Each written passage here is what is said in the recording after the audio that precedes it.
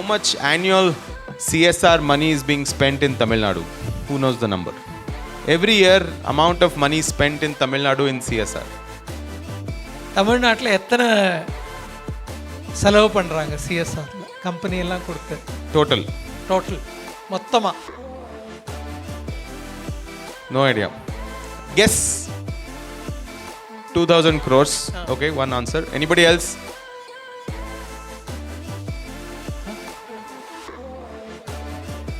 3,500 crore. 3,500. Okay. So Tamil Nadu it will get there in about 2 years. 2,000 crores. It's right now 1,368 last year. Okay. What is the equivalent number in Karnataka? Karnataka ಎಷ್ಟು total CSR spend ಆಗ್ತಾ ಇದೆ? 1.2. It's 1,760 crores. Okay, so average 1,500 crores only CSR. I'm not talking about government and other philanthropy, kind of coming. Okay, this is an important question to now all NGOs. How many NGOs in India have more than 100 crore annual budget? More than 100 crore. 100 கோடிக்கு மேல அவங்களோட budget, annual budget.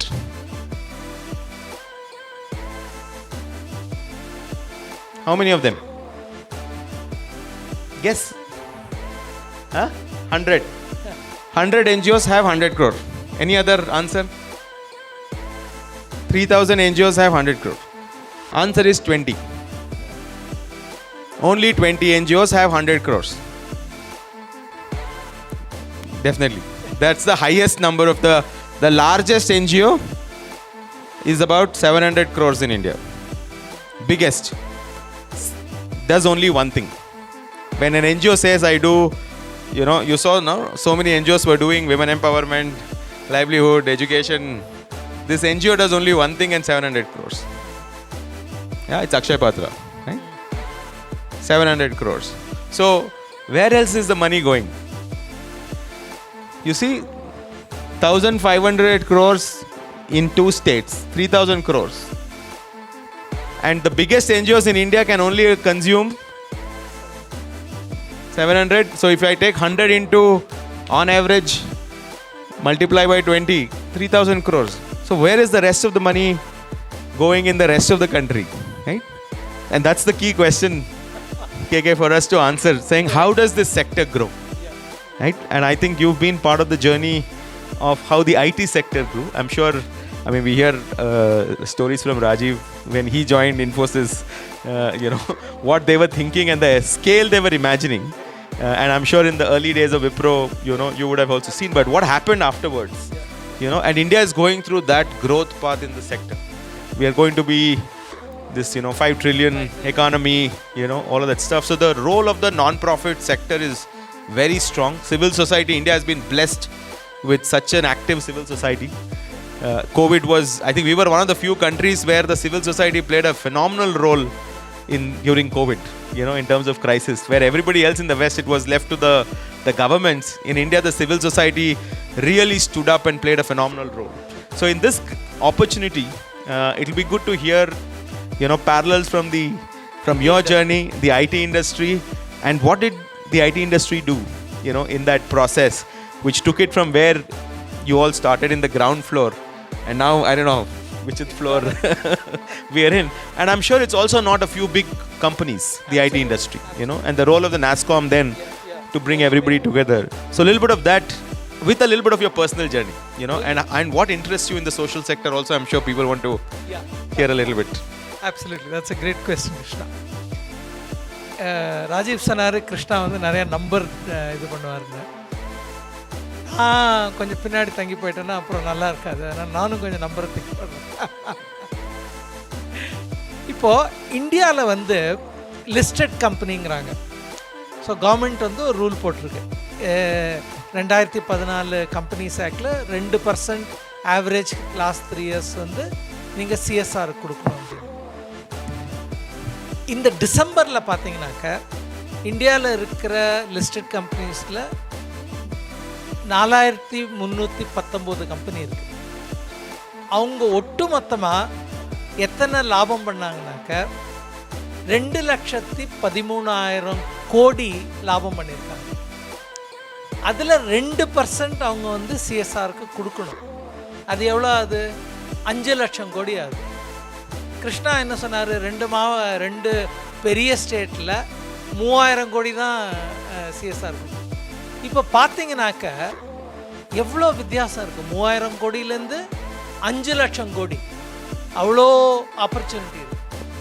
அதே மாதிரி தான் இப்போ Indian ID இண்டஸ்ட்ரியை பார்த்தீங்கன்னாக்க, நான் 1980 இந்தியன் ஐடி இண்டஸ்ட்ரியில் சேர்ந்தேன். அப்போ என்ன சொன்னாங்க, இந்தியா வந்து உலகத்துக்கே சாஃப்ட்வேர் பண்ணலாம் அப்படின்னு சொன்னாங்க. நாங்களும் சரி போய் பண்ணலான்னு சொல்லிட்டு வெளி யூஎஸில் போய் கஸ்டமர்லாம் பார்த்தா, நீங்கள் வந்து மோஸ்ட்லி வந்து பாம்பு பிடிக்கிற ஆளுங்க தானே, நீங்கள் எங்கே சாஃப்ட்வேர்லாம் பண்ணுவீங்க, எங்கள் கம்ப்யூட்டர்லாம் தெரியுமா உங்களுக்கு அப்படின்னு கேள்வி கேட்பாங்க. ஆனாலும் விடாமல் எங்கள் இதில் நிறைய யங் ஆளுங்க இருக்காங்க, நல்ல இன்டெலிஜென்ஸோடு இருக்காங்க. நல்ல வேளை ஒரு பெரிய இது வந்தது.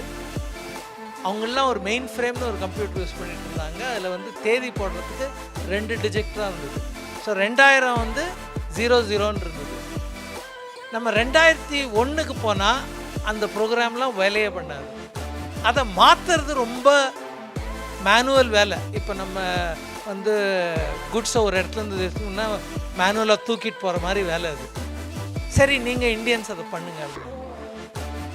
என்ன பண்ணோம், அது லோ லெவல் வேலை, அதெல்லாம் பண்ண மாட்டோம், அதெல்லாம் சொல்ல, வேலை கொடுக்குறீங்களா நாங்கள் பண்ணுறோம் அப்படின்னு. அதுதான் ஒரு பெரிய சொல்கிறது வந்து. ஆனாலும் என்ன மெயினாக இருந்ததுனாக்க, ஒன்று பார்த்தீங்கன்னா ஐடி இண்டஸ்ட்ரியில் முதல்ல யாரெல்லாம் சக்ஸஸ் ஆனாங்களோ அவங்களெலாம் இந்த பிர்லா, டாட்டா ஒரு கம்பெனி இருந்து அது நல்லா பண்ணிச்சு. பட் யாரும் வந்து ஒரு பெரிய இதுலேருந்து வந்தவங்க இல்லை. இப்போ மிஸ்டர் நாராயண் மூர்த்தி பார்த்தீங்கன்னாக்கா அவராக தானே ஆரம்பித்தார். அசீம் பிரேம்ஜி அவராக தானே ஆரம்பித்தார். எல்லா கம்பெனியும் வந்து ஒரு இண்டிவிஜுவலோட அவரோட ஆற்றல்னால, அவரோட ஆம்பிஷன்னால் பண்ண முடியுங்கிற இது. ஸோ உங்களுக்கு அதில் என்ன இதுனாக்க, நீங்கள் ஒரு சின்ன என்ஜிஓ இருக்கலாம், பட் ஸ்டில் உங்களுக்குள்ள ஒரு மாற்றம் இருக்கணும். நாங்கள் பெருசாக பண்ணலாம், இவ்வளோ ஆப்பர்ச்சுனிட்டி இருக்குது. இப்போ சொன்னார் 3,000 கோடி, நான் சொல்கிறேன் அது வந்து 5 லட்சம் கோடி. ஸோ நிறையா இது வந்து 100 தடவைக்கு மேலே இல்லை, 1000 தடவை உங்களுக்கு ஆப்பர்ச்சுனிட்டி இருக்குது. ஸோ அந்த ஆம்பிஷன் இருக்கணும், பண்ண முடியுங்கிற இது இருக்கணும். பட் ஒன்றுமே நாளைக்கு நடக்காது. இதெல்லாம் இப்போ இந்தியன் ஐடி இண்டஸ்ட்ரி பார்த்தீங்கன்னாக்க ஃபஸ்ட்டு 8-10 வருஷத்துக்கு ஒன்றும் ஆகாது, ஒன்றுமே ஆகலை. நான் வந்து ஒரு 5000 கம்பெனி படியேறி இறங்கியிருப்பேன், எல்லோரும் வந்து தூக்கி போட்டாங்க, ஒன்றும் பண்ண முடியாது, உங்களால் பண்ணாதீங்க. அவங்களுக்கு ஒரு ப்ராப்ளம் இருக்கச்சே, சார் நாங்கள் பண்ணுறோம் அது ரொம்ப இப்போது நம்ம பேசிகிட்டு இருக்கச்சே சொன்னாங்க மேனுவல் ஸ்கேவெஞ்சிங் பற்றி, அந்த மாதிரி வேலை இது ஜஸ்ட் அந்த 2 டிஜிட்டை மாற்றுறது, அது கூட பரவாயில்ல நாங்கள் பண்ணுறோம் அப்படின்னு. பட் ஆனாக்கா அதெல்லாம் வந்து எல்லாருமே ஒரு இதோட சேர்ந்து நாங்களால் பண்ண முடியும். ஒரு இப்போ நடக்காட்டாலும் இன்னொரு 10-20 வருஷத்தில் இந்தியா வந்து சாஃப்ட்வேரில் ஒரு பெரிய இதுவாகும். இப்போ பார்த்தீங்கன்னாக்க ஒன்றுமே இல்லாது 30 வருஷத்தில் இந்தியன் ஐடி இண்டஸ்ட்ரி இப்போ வந்து 40 லட்சம் பேர் அதில் வேலை பண்ணுறாங்க. 40 லட்சம் பேரில் நீங்கள் பார்த்தீங்கன்னாக்கா 60-70% வந்து அவங்க வந்து ஒன்றும் சென்னை, பெங்களூர்லேருந்து வரவங்க இல்லை. அவங்க வந்து திருச்சியிலையோ இல்லை நாமக்கல்லையோ அங்கங்கே படித்தவங்க, அவங்களுக்கெல்லாம் இதுவாச்சு. நாட் ஒன்லி தட், நிறையா பேர் அங்கேருந்து வந்து அமெரிக்கா போனாங்க, யூகே போனாங்க, அவங்களுக்கு வந்து வேர்ல்டு எக்ஸ்பீரியன்ஸும் கிடச்சிது. எல்லாம் வந்து பண்ண முடியுங்கிற ஒரு மாற்றம் இருக்கிறதுனால அது உங்களுக்கு மெயினாக வரும். இன்னொன்று ராஜீவ் சார் சொன்ன மாதிரி இந்த இண்டஸ்ட்ரி அசோசியேஷன் ஆஸ்காம் அவங்க என்ன பண்ணாங்கனாக்க, நீங்கள்லாம் போய் எல்லோரும் கம்பீட் பண்ணி வேலையை வாங்கணும், ஆனாக்கா என்னென்ன உங்களுக்கு வேணுமோ அதை வந்து நாங்கள் வந்து கவர்மெண்ட் கூட பேசி இன்ஃப்ளூயன்ஸ் பண்ணுறோம். இப்போது இந்தியாவிலே உட்காந்துட்டு இந்த கம்யூனிகேஷன் லிங்க் இல்லாட்டி ஐடி இண்டஸ்ட்ரி வேலையே பண்ணியிருக்காரு. அதுக்கு வந்து ஒரு தமிழ் ஐஏஎஸ் ஆஃபீஸர் மிஸ்டர் விட்டல்னு ஒருத்தர் வந்தார். அவர் பார்த்தாரு இது பெரிய ஆப்பர்ச்சுனிட்டி, நான் வந்து என்ன பண்ண முடியுமோ கவர்மெண்ட்டில் பண்ணி இதெல்லாம் பண்ணித்தரேன்ட்டு அவர் பண்ணார். அவர் பண்ண அந்த ஒரு இதனால நிறையா கம்பெனி வந்து பெங்களூரில் உட்காந்துட்டு சென்னையில் உட்காந்துட்டு அமெரிக்காவில் இருக்கிறவங்களுக்கும் ஜப்பானில் இருக்கிறவங்களுக்கும் சாஃப்ட்வேர் பண்ண முடிஞ்சுது. ஸோ நீங்கள் வந்து கவர்மெண்ட்டு இல்லை பெரிய கம்பெனியோட ஒரு கொலாபரேட்டிவ் மேனரில் வேலை பண்ணுறது ரொம்ப இம்பார்ட்டண்ட். அதுக்கு வந்து எப்படி ஆகுனாக்க நீங்கள் ஒரு இதில் இவர் சொன்னார் இப்போ வந்து இந்த 700 கோடி என்ஜிஓ ஒரே ஒரு இதில் தான் ஃபோக்கஸ் பண்ணுதுன்னு. அதே மாதிரி நீங்கள் ஸ்பெஷலிஸ்ட்டாக இருக்கணும். நீங்கள் ஸ்பெஷலிஸ்ட்டாக இருந்தால் தான் நீங்கள் கவர்மெண்ட்டிட்ட போய் இந்த மாதிரி நான் வந்து சர்வ் பண்ணுறது பிள்ளைங்க வந்து who are affected by cerebral பால்சின்னு வச்சுக்கோங்க, அவங்களுக்கு எப்படி வந்து நம்ம நல்ல வாழ்க்கை கொடுக்க முடியும்னு நீங்கள் கவர்மெண்ட்டை இன்ஃப்ளூயன்ஸ் பண்ணணும். அந்த கேப்பபிலிட்டி உங்களுக்கு இருந்ததுனாக்க you will get corporates will also buy into that and allocate you part of the CSR. So இப்போ நான் ஐடி இண்டஸ்ட்ரி எக்ஸ்பீரியன்ஸ்லேருந்து பார்த்து சொல்லணுன்னாக்க, ஒன்று நீங்கள் தன்னம்பிக்கை வேணும், அது ரொம்ப இம்பார்ட்டண்ட். தன்னம்பிக்கையோட நம்மளால் இதை பண்ண முடியும், 5 வருஷம் ஆனாலும் சரி 10 வருஷம் ஆனாலும் சரி நான் பேஷண்ட்டாக அதை பண்ணிகிட்ருப்பேன். நீங்கள் வந்து நிறையா கொலாபரேட் பண்ணணும் கவர்மெண்ட் கூட, மற்ற என்ஜிஓ கூட. இப்போ நான் பேசிகிட்டு இருக்கச்சே ஒருத்தர் சொன்னார், நான் வந்து ஓஎன்டிசி யூஸ் பண்ணி எங்கள் விமன் ஆண்டர்பிரினர்ஸ் செல் பண்ண விட்றேன்.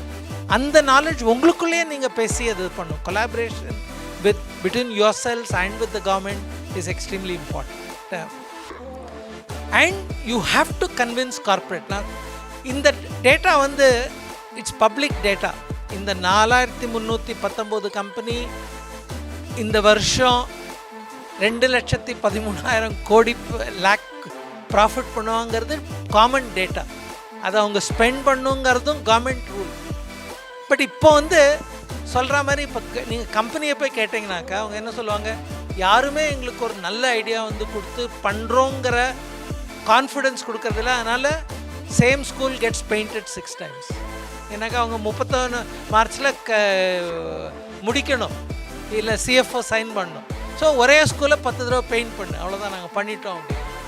ஸோ நீங்கள் வந்து ஸ்பெஷலிஸ்ட் ஆகி நீங்கள் அவங்களுக்கு ஒரு இந்த நம்பிக்கை கான்ஃபிடென்ஸ் கொடுத்தீங்கன்னாக்க அவங்களும் உங்களுக்கு சப்போர்ட் பண்ணுவாங்க.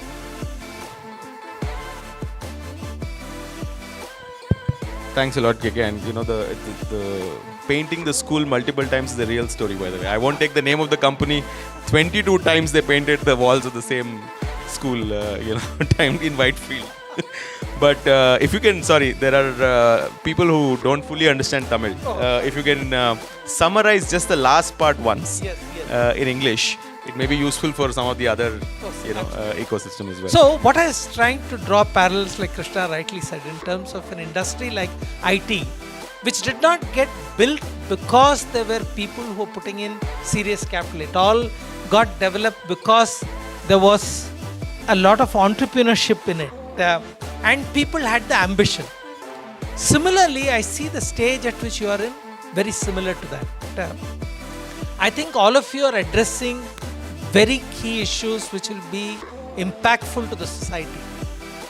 So don't think of it as being something small.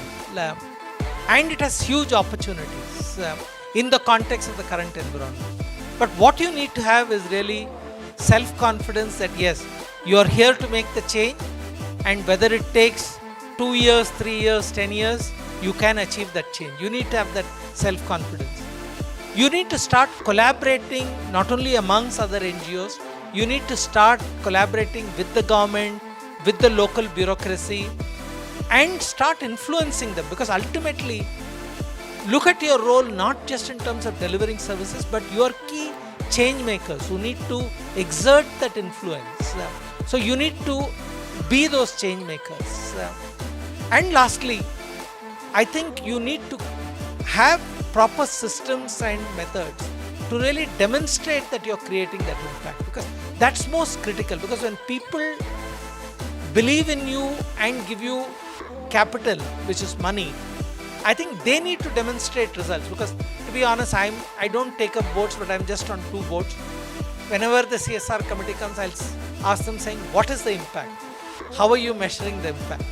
Because at the end of the day, companies are also responsible for their shareholders and their stakeholders. So you need to have the proper systems to be able to measure, and these systems will what will give companies the confidence that they would like to support. Absolutely, and I think the point that you mentioned on specialization and ambition, I think these are very, very important, points, right? Specialization, the era of the generalist NGO is over. More and will struggle to kind of exist, right? In the future, you have to specialize. You should know one problem or one area very, very deeply to be able to kind of scale. And the second is ambition, and the ambition need not be whatever is the scale that you want to achieve, right? It not always being at a larger scale. Big scale it's not like scale is good. Whatever scale you want. The other is the organization hat. If you have to wear the right hat at the right time. What I mean by that, if you are talking about a problem of how do I solve for education in my village, you should be wearing the social hat. But if you are discussing accounting, you cannot be wearing the social hat. You should be wearing an organization hat. You should run your organization very well, right? So you can't always wear the social hat all the time. You also need to wear an organization hat. You also have to make sure your HR policies are good. Your board is, there and contributing. Your technology adoption is there. So those are all organizational things that one has to do. Where I think, Dhwani has really, really helped a lot of the organizations. And this brings in better processes, governance, transparency, things like that.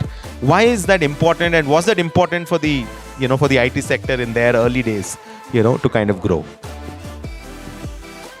No, I think what Sri said is very important, because again, if you look at the IT sector, today many people talk about the IT sector as a sector which has created a lot of wealthy people. One was an attitude change within the industry that when you create value, I think that value has to be shared, which is a very important element, which I think in social organizations happen in the context of their purpose itself, because when you're doing work, you want to sort of make that change. So that element of shared resources and shared wealth is already there. Shared purpose is already there. But beyond that, I think when you go to public markets, what is most important is the markets having a trust that you're running the business in the best manner. You can be trusted. You are taking the interests of all the stakeholders.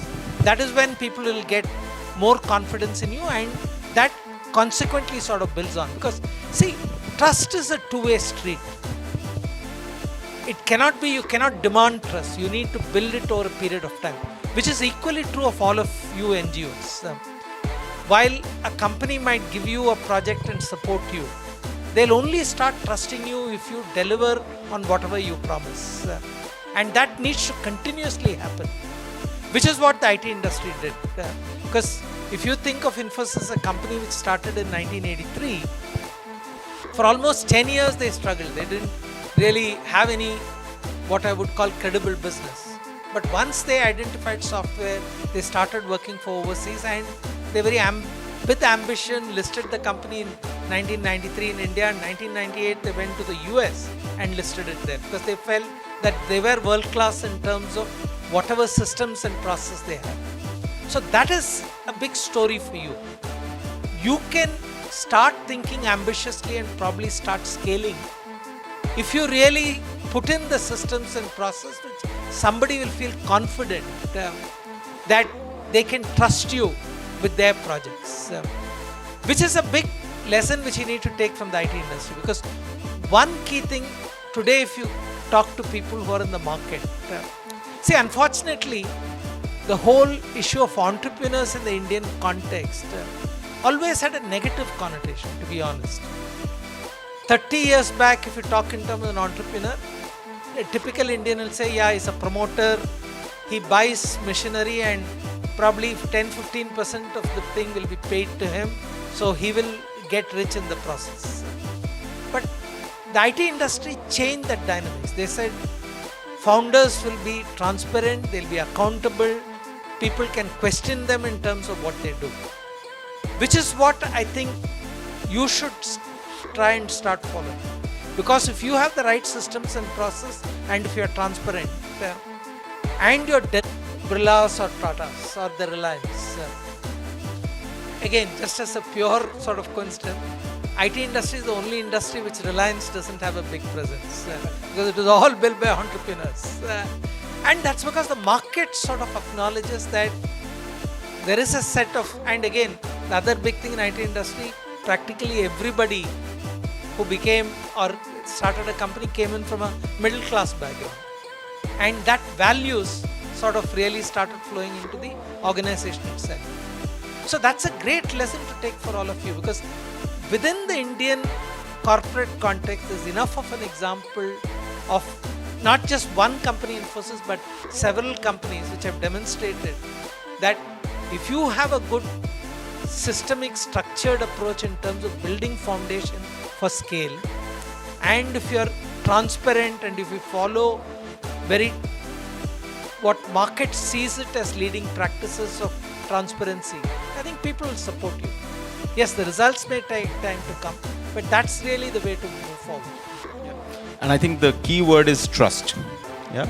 So from what KK is saying, if you are able to build trust with your donors, that you'll give the utilization report by March 31st, for them to kind of file.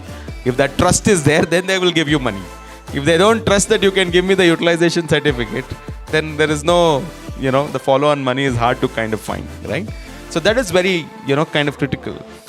KK, what is this transparency governance? Can you give an actual example of what happened in the IT industry? Anything that anecdotally or as an example you can share, so that we get a sense of, what is this transparency and governance? What should we do as an example?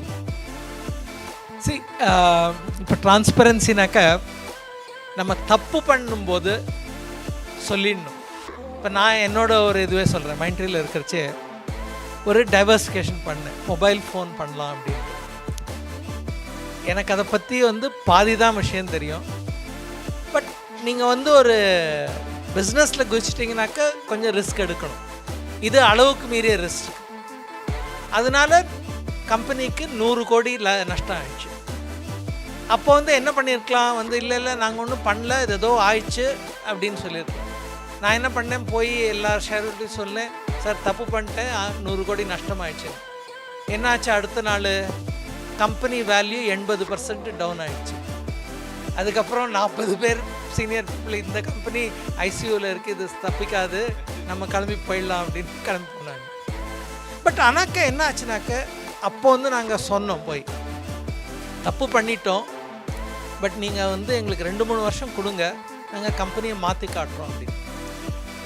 சில பேர் believe பண்ணாங்க. இந்த 40 பேர் போனதில் நிறையா யங்ஸ்டர்ஸ்க்கும் அவங்க promotion ஆகி நல்ல இதுவாச்சு. 2 வருஷத்தில் நாங்கள் பெஸ்ட் பர்ஃபார்மிங் கம்பெனி ஆகிட்டோம். சிஎன்பிசி இந்த வருஷத்தில் இந்த கம்பெனி தான் பெஸ்ட் பர்ஃபார்மிங். தப்பு பண்ணுறச்சே நீங்கள் அதை மற்றவங்களுக்கு சொல்கிறதுக்கு ஒரு மனப்பக்குவம் வேணும். அது ரொம்ப important. What I mean is, when you make a mistake, have the confidence to say that yes, I have committed this mistake, but I am fairly certain that after having learned from this mistake, I'll certainly I know the path how to recover from it and bring it. Because nobody, I'll tell you, even the best of persons, they are not perfect. Everybody makes a mistake. But I think you should have the mental courage, even to in a public forum, acknowledge you have made a mistake. I think people, in a way, respect that you have the courage to accept a mistake. I think that's very, very good. Wonderful. I think it's just, for this audience, may not be very relevant, KK, because NGOs in India don't make any mistakes at all. I don't know if you all agree with me, right? No NGO has ever raised their hand and said, I've made a mistake. Or if anybody has heard another NGO say, I've made a mistake, I would love to know. Right? Because NGOs in India, we are perfect. We are those perfect people that you're looking for, in India. We are all at the grassroots level. ஒரு lighter வேனில் சொல்கிறேன். இது வந்து நீங்கள் மனப்பக்கம் பண்ணாலும் உங்கள் சின்ன குரூப்லேயும் மற்றவங்க வந்து நீங்கள் தப்பு பண்ணாலும் அவங்க வந்து ஒரு ஃபியர் இல்லாமல் உங்ககிட்ட சொல்லணும். இப்போ மைண்ட்ரேயில் நான் இருக்கிறச்சே ராஜீவ் சார் சொன்னார், நான் சிஇஓ அப்புறம் எக்ஸிக்யூட்டிவ் சேர்மன். நாங்கள் எல்லாருக்கும் அந்த மாதிரி ஒரு வாய்ப்பு கொடுப்போம். ஸோ ஒரு மீட்டிங்கில் ஒரு பையன் வந்து அவர் இன்ஜினியரிங் காலேஜ்லேருந்து ஒரு மாதம் முன்னாடி ஜாயின் பண்ணார். 20 பேர் மீட்டிங்கில் அவர் என்ன சொன்னார், நான் ஏதோ ஒரு ஐடியா சொன்னேன். அவர் வந்து எல்லோரும் வந்து பேர் தான் சொல்லுவாங்க, என்ன கேட்குன்னு தான் கூப்பிடுவார். அவர் 20-21 வயசு, அவர் என்ன வந்து நான் 60 வயசுக்கு மேலே அவர் என்ன பேர் சொல்லி தான் கூப்பிடுவார். எனக்கு அதுதான் மோர் இதுவாகும். அவர் என்ன சொன்னார், நான் நிறைய ஐடியா கேட்டிருக்கேன், பட் இந்த மாதிரி ஒரு அபத்தமான ஐடியாவை நான் கேட்டதே இல்லை அப்படின்னு சொல்லிட்டார். So I think that's very important. I mean, the example of being transparent, having that strong process internally, governance to accept mistakes, to correct and build systems, as an organization is very critical, for us to kind of build this out. The second thing, and you talked about this middle class, mentality, and one of our board members keeps telling us that you have to act more like a Punjabi, you're acting too much like a South Indian type of stuff, right? We don't want to ask for money.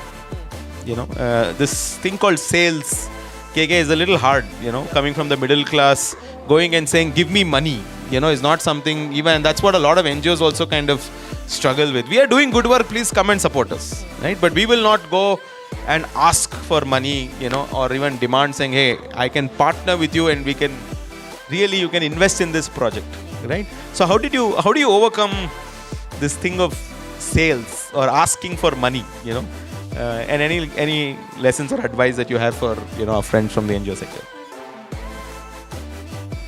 See, I should say one thing. I had the advantage of starting in sales very early in my career, and the idea of getting rejected is something which you need to accept. Not because people don't like you, it's just that they are not sufficiently convinced of the idea. So it's very important to treat rejection not as be rejecting you, but your idea. And that's nothing wrong. All of us have our own sense of feeling. I'll just give you in a very different context. Like when I was in Wipro, I'd sort of grown to a very senior position and made a lot of friends who are customers of Wipro. And whenever I used to go, because as a senior person, people used to seek out meetings, we used to have dinners and so on. So when I started Mindtree, obviously I had to go and sell, I'm the salesperson. So the same people who used to call me out for dinners and things, I still remember one of my very good friends said, you know what, let's not meet in the office, let's meet in the coffee shop close by. Because he didn't want to give me business. Not because, because many of us think that the respect which they give is for us. That's not true. The respect they give is for the position which we hold. Yeah. So it's very important not to shy away from asking what you want. Yes, he may reject, but the fact is that rejection is not rejection of you. It's a rejection of that he's not convinced of the idea, and the person may not reject you all the time. Maybe as you demonstrate, assuming if you've gone to him for a project to support some destitute women, he may not be convinced at that point of time. Maybe if you go back to him and say, hey, this is what we have done, this is the results which we have measured, this is how we think we can scale it, he might think of it differently. Yeah. So it's very important to not feel shy of asking. And even if a company or the CSR exec says no, there's nothing wrong. You can always, there's a second time. This is the good part in sales is, it's not a one-time rejection. You can keep on pinging them at an appropriate point. They can still keep saying, at the end of the day, who do they say? Somebody tried 13 times and then won. So there is an opportunity like that. So it's very important to build that mindset. The second thing is very important. Whom do you choose to make that thing? In fact, I tell many NGOs saying that today, thankfully, the government has laid out very clear process in terms of how CSR is to be spent. There is a board committee of CSR which they have mandated. There are board members who are part of the CSR. The direction is set by them. Honestly, I think many of the NGOs don't even understand this decision-making context. Who are the board members? Who are a part of the CSR committee? What are they interested in? And how do I pitch to them so that they start influencing the company? Because you as an outsider, when you go and meet the CSR head, he will throw you out. Because if he doesn't know you, he'll throw you out. Whereas if the board member says, I have met this NGO, they are good, evaluate them, he will give you enough time. So it's a very important. See, at the end of the day, selling is very simple. You need to understand the decision-making context. And at the end of the day, most big organizations with whom you deal with, the decision is not with one individual. It's always a collective decision. So who are the key people who will influence that? You need to touch base with all of them. So sometimes, as an NGO, like Sri says, you feel, hey, I'm doing good work, people will have to come in a queue and give me money. That doesn't happen. Like people say, I built a great product, customers should come and buy. That also doesn't happen.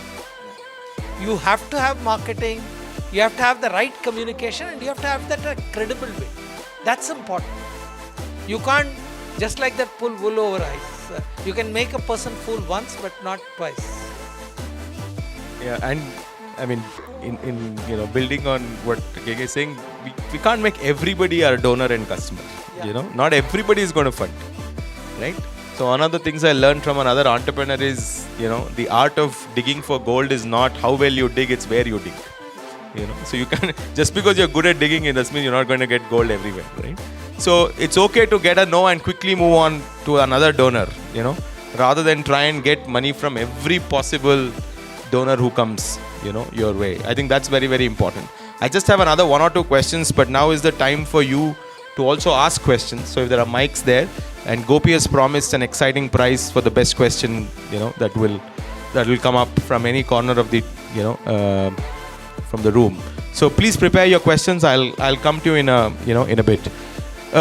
Another thing that we need to really learn as a sector is this whole collaboration, piece of it, right? And I think in the NGO sector, I think everybody is good friends.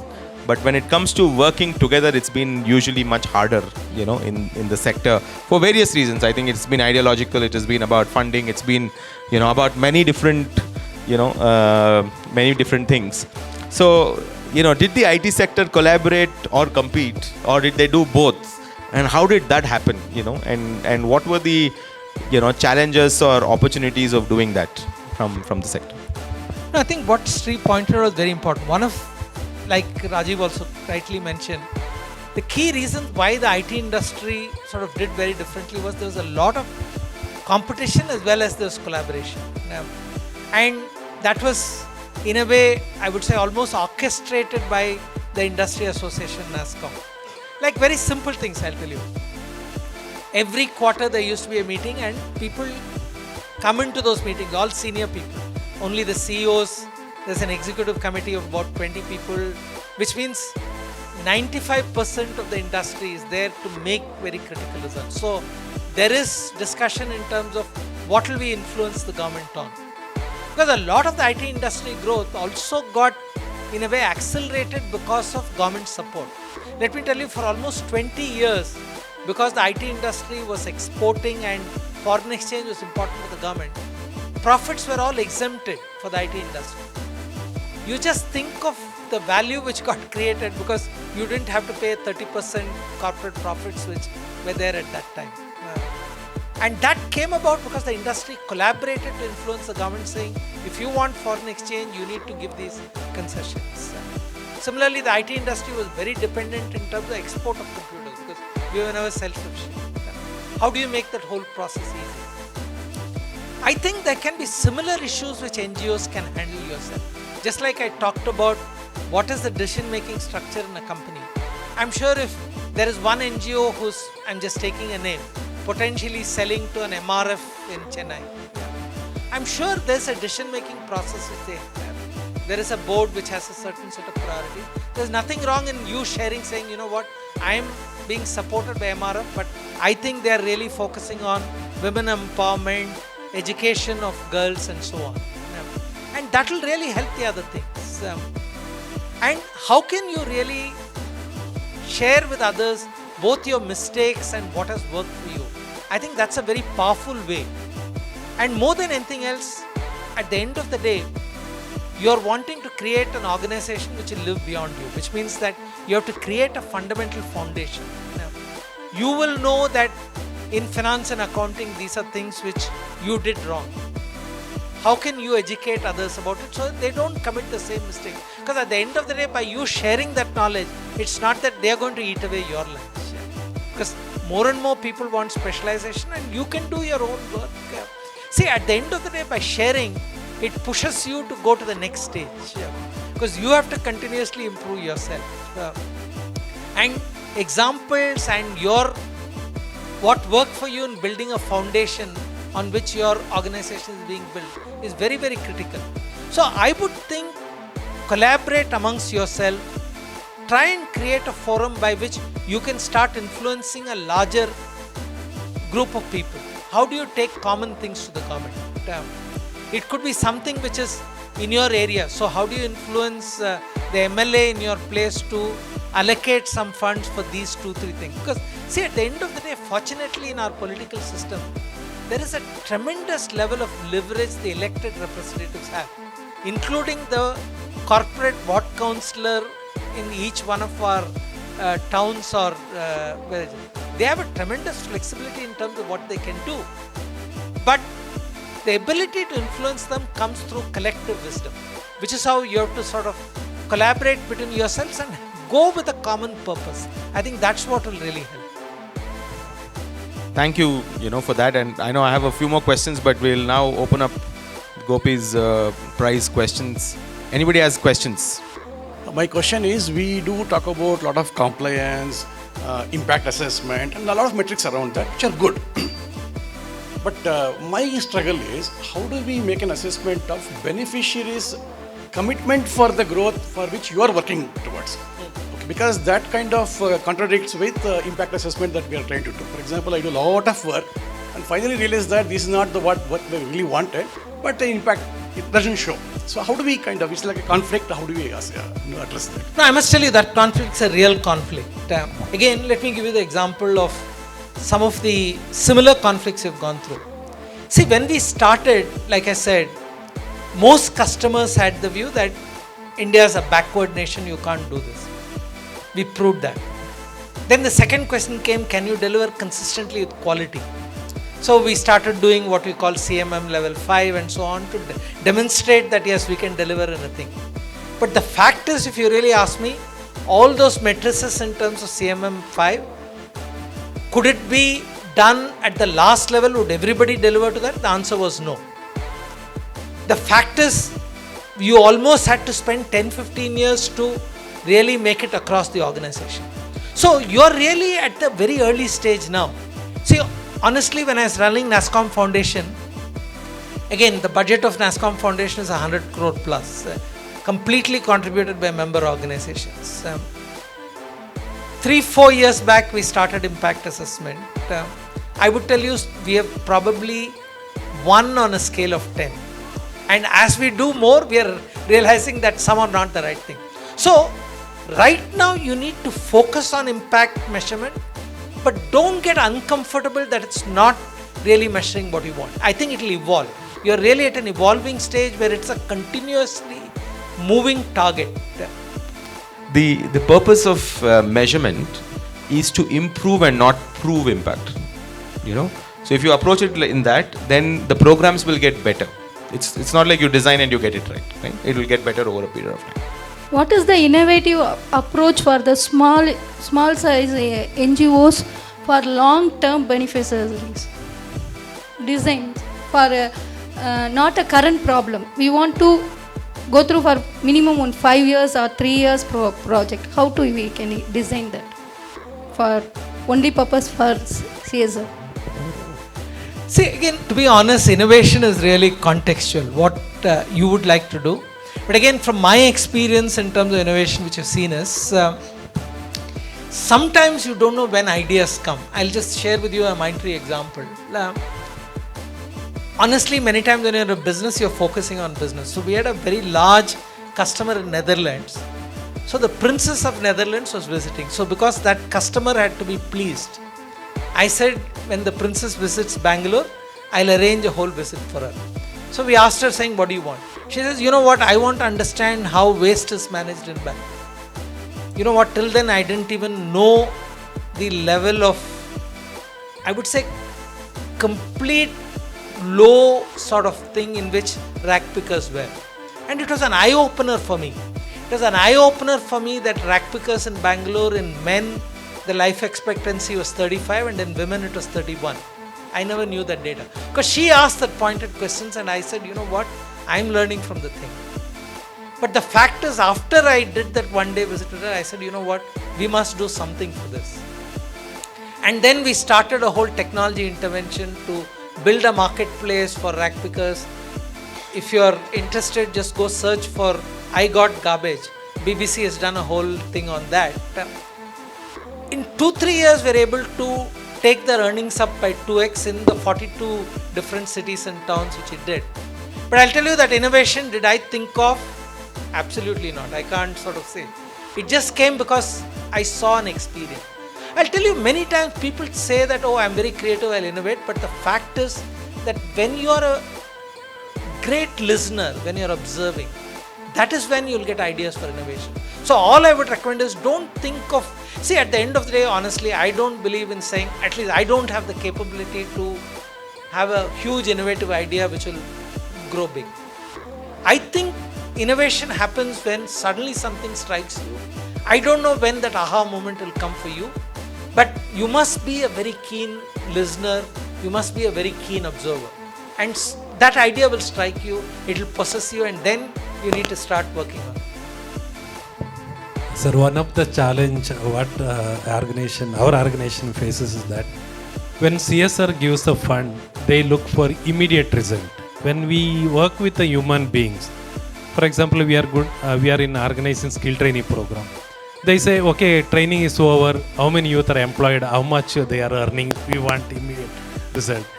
But it's not possible immediately to give the result. A shop, how many TVs are sold, how many cars are sold, we can give it. But here the challenge is to convince the companies with a limited time, and they will not give so much of time for us also. That time is the biggest challenge, how to convince them that the results. So like instant coffee, they want instant impact. I'll tell you, the problem which is stated is real, and unfortunately, while I'm a great believer and I appreciate what the government did in terms of CSR, there's also rules which they brought in which makes it look for short-term result. I don't know how many of you know that every 31st March, if there's an unspent CSR, you have to put it in a separate bank account and maintain it. So there's a lot of what you call regulations which have come. The CFO needs to certify that all the projects on which CSR has been spent, there's been an impact, which is why people question you on that. But today companies are slowly trying to find ways to maneuver that. But unfortunately today the regulation sort of thing, and you probably are interacting with the operating people who are questioned by the CFO saying, hey, what is the impact? So they are merely messengers. Don't shoot the messengers, because that is coming in terms of a government regulation which is coming.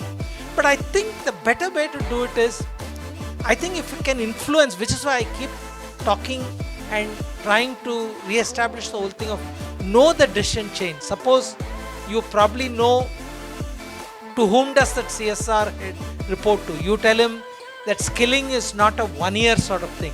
You need to think of a 3-year sort of time span. You need to commit for 3 years in terms of thing. Because today government regulations also give you the flexibility. When you say it's a 3-year project, you need not necessarily sort of return the funds back, but you can actually carry it over. And they've brought in some regulations in terms of there needs to be a project code, you need to track that spend over 3 years and so on. So it's important that the messaging from you goes to the right decision maker, and you change the messaging, not necessarily say I'm taking this project for skilling 100 individuals. But the impact should be measured over a 3-year period. I think that will change it. There's one question there. So in the meanwhile, there was a very inspiring grassroots entrepreneur in Bihar in front of me once told he was working with Mushahar communities, which is Dalit among Dalits, in northern eastern part of India. They're the rat eaters. And he had told the donor asked him, kitne jaldi impact, dikhaoge? And he said 30 years. And the donor fell off. He said, what are you talking about here? This is not, like, are you joking? He said, no, but I'm solving a 3,000-year problem in 30 years. You should give me credit, right? And then the donor had no answer. He just said, sorry, it doesn't fit I can't convince my board. But he said, great job, right? And he walked out, right? So it's really about telling the story as well, why this is important, right? So there's one question in the back. No, there's somebody with the mic. Oh, yeah, okay. Good evening. My name is Ramesh. I have a question pertaining to setting up. There's a lot of people who spoke on governance, compliance, regulatory, reaching out to the government, bringing in the best practices from the industry. So, with both of you from the IT sector, when you're being a donor or contributing to a CSR, can you not give an IT package for the NGO or an organization to manage their HR, finance, very basic thing, which can fast be replicated with the larger, ecosystem? I hope you understand this question. No, I understand this. I'm laughing because that was one of Rajiv and Arvind's vision to do that. So you must sort of do that. Again, since I just sort of remitted my chairman NASSCOM office, one of the things we used to do at NASSCOM Foundation is that, see, unfortunately, a lot of this software is overseas software. The moment you buy a Microsoft license, you have to pay an arm and a leg. What we did was we convinced these companies that you should give free licenses to NGOs, and NASSCOM Foundation used to distribute it amongst NGOs. I believe it's still being done. So to that extent, for this, what you call ERP for NGOs, you must connect with the founders of Ghani Foundation, because I presume you have they have a solution for it. And if you need other software, certainly get in touch with NASSCOM Foundation. That program still continues. And I think that's a great suggestion, because honestly, being somebody from the technology thing, I believe today technology is not something which you can think of having. It's almost absolutely essential for you to build your whole operations based on a technology backbone. Last two questions. One there and one ma'am here. ನಾನು ಕನ್ನಡದಲ್ಲೇ ಮಾತನಾಡ್ತೀನಿ. ಸಾಕಷ್ಟು CSR ಫೌಂಡೇಶನ್ಸನ್ನು ನಾನು browse ಮಾಡ್ತೀನಿ. Browse ಮಾಡಿ CSR policies, ಅದನ್ನು I go through the CSR policies and also see their CSR initiatives, okay, whether they fix our thematic area like that, and I go for the content.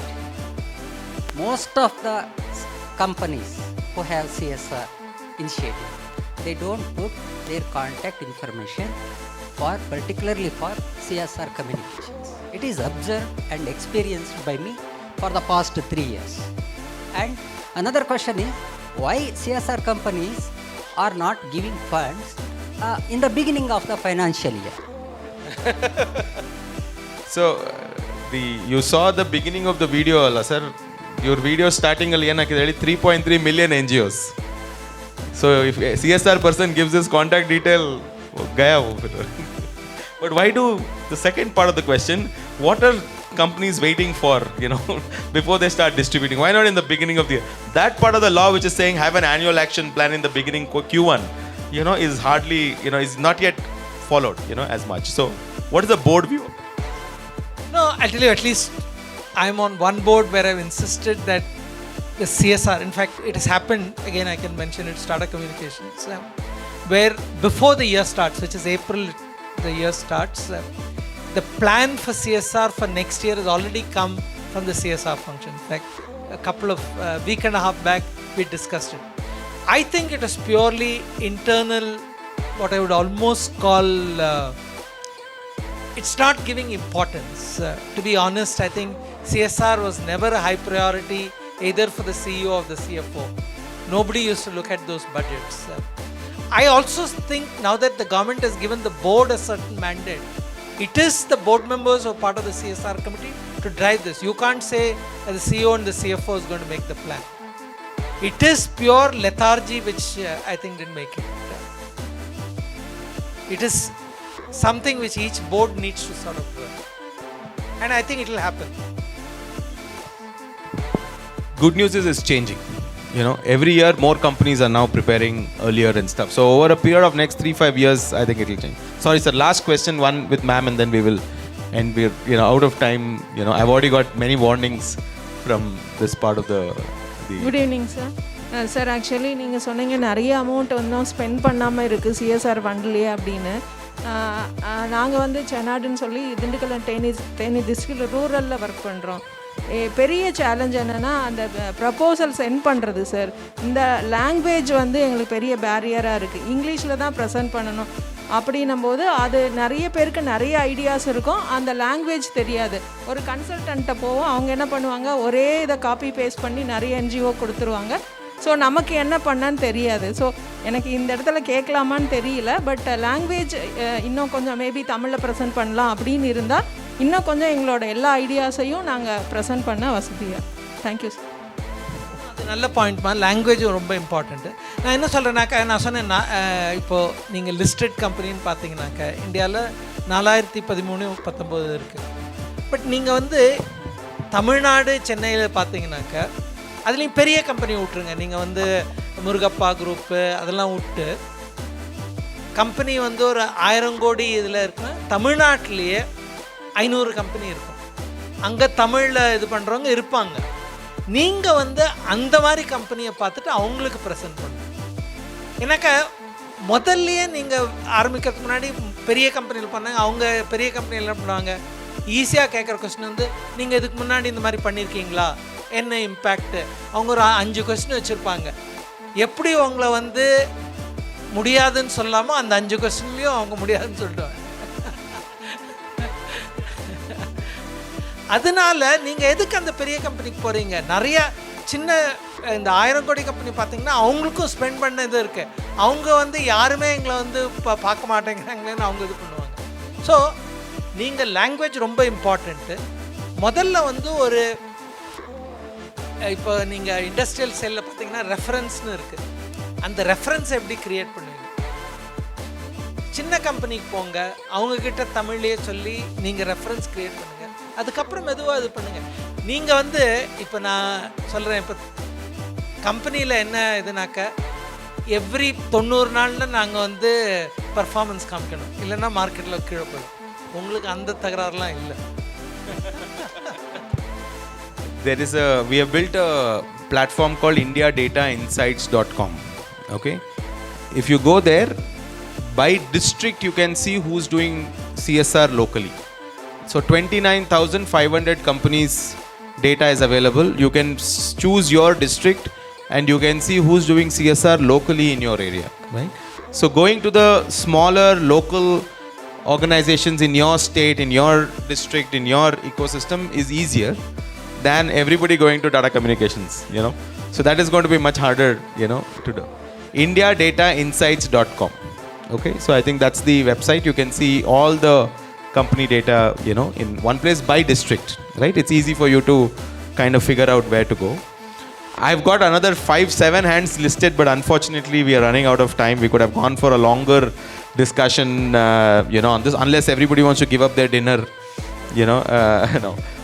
There's a round table dinner to be done, but really appreciate all the questions and everything. Before we close, I just want to say one thing and also thank KK. You all the grassroots NGOs here, you need to realize how important you are for the ecosystem. Okay, unlike other sectors, work cannot happen without you. You cannot sit in Kormangla and solve problems in Kanyakumari. Okay, you have to go there. It's physical problems that we are solving, so you have to be there. So your importance in this ecosystem is very high. So please don't undersell yourself, right? You are very, very important part of the ecosystem.